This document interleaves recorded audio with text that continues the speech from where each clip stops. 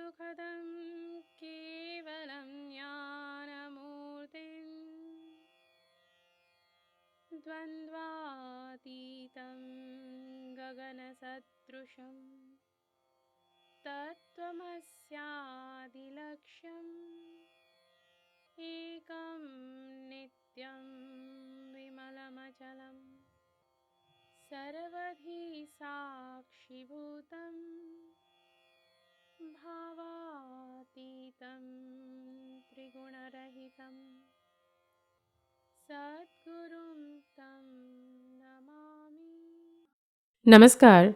I welcome you all on the behalf of Vedic Upasana Peeth's series of Dharmadhara English Satsang, paying obeisance to my Shri Guru, Paratpar Guru, Dr. Jayant Athavale. I begin today's Satsang.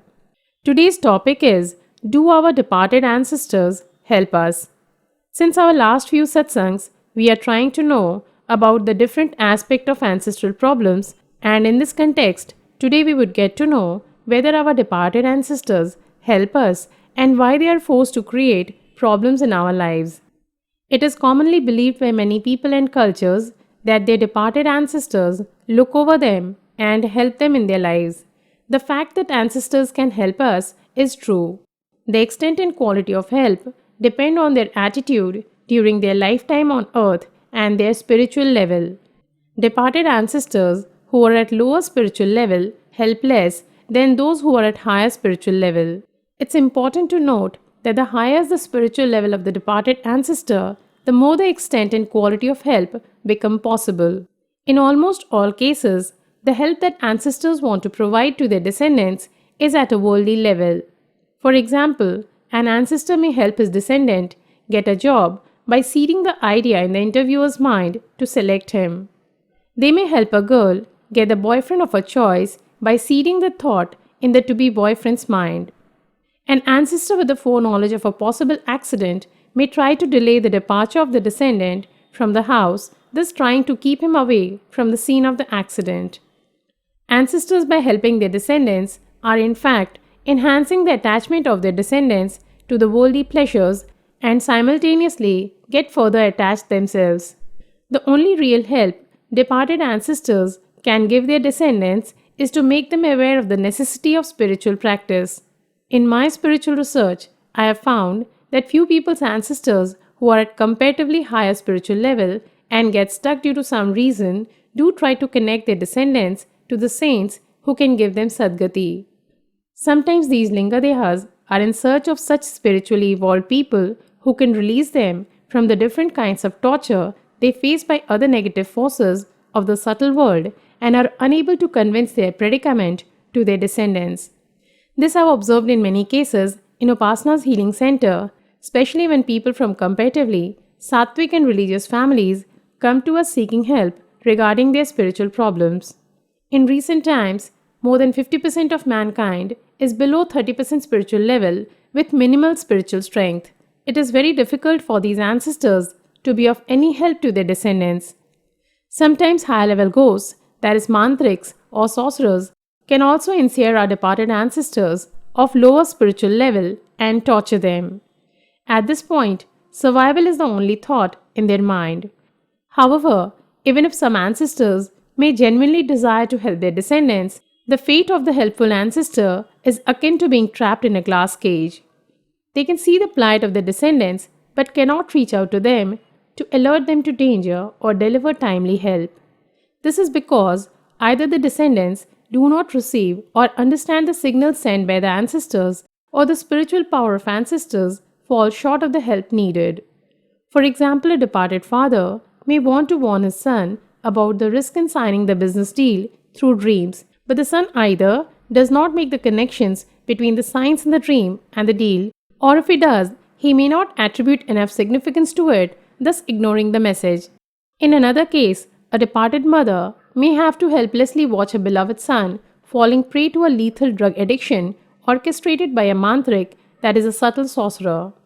She understands the root cause of the addiction, though the son in the world is unaware about it, but as a spiritual power falls much shorter than that of the sorcerer, she is forced to be a helpless spectator. Now we would know about how does an ancestor at a lower spiritual level has the strength to trouble us but not to help. Divine help is unavailable to fulfill worldly desires. In almost all cases, the meaning of help for departed ancestors and descendants is restricted to worldly help. When help is restricted only to worldly needs, the ancestors are unable to access divine help to assist them in fulfilling their wishes. As a result, they have to depend on their own spiritual strength, which is negligible. If the intention of the help is to assist the descendants spiritually, the ancestors have more access to divine intervention and assistance. Now let us know, why do the unsatiated ancestors want to use their strength to protect themselves? Departed ancestors possessing 20 to 30% spiritual level due to their lower spiritual strength will be curtailed in the quality and quantity of help that they can give their descendants. The truth is that ancestors at a lower spiritual level are in most cases in survival mode and cannot think beyond themselves. The oppressive environments in the lower regions of Bhuvalok and Narak, that is Nether region and Hell, along with the attacks by high level ghosts, give them a substantial amount of pain. So instead of helping their descendants, they are actually in need of help themselves. They try to communicate to their descendants and do so in the form of creating problems in their descendants' lives. The extent of the problems that they can cause is disproportionately larger than their ability to help. When it comes to causing distress to people on earth, higher level ghosts, that is demons, devils, negative energies, etc., use ancestors as a means to get to humanity with expending the least amount of energy. Hence, they provide departed ancestors with the required black energy. Ancestors possessing the spiritual levels of 20 to 30%, that is, lower spiritual levels, are more self centered and hence focus on alleviating their own pain in the Nether region. Hence, their attempt to help their descendants is negligible. As we had informed you in our previous satsang, that causing distress is a method of communicating with the descendants. When we are living on earth, we have a variety of issues in our lives that vie for our attention. Our energy ends up being distributed across various facets such as job, relationships, course and errands, entertainment, etc. However, when we die, there are no such activities to vie for our attention. In the subtle regions, our departed ancestors experience the full measure of happiness and unhappiness in accordance with their merits and demerits.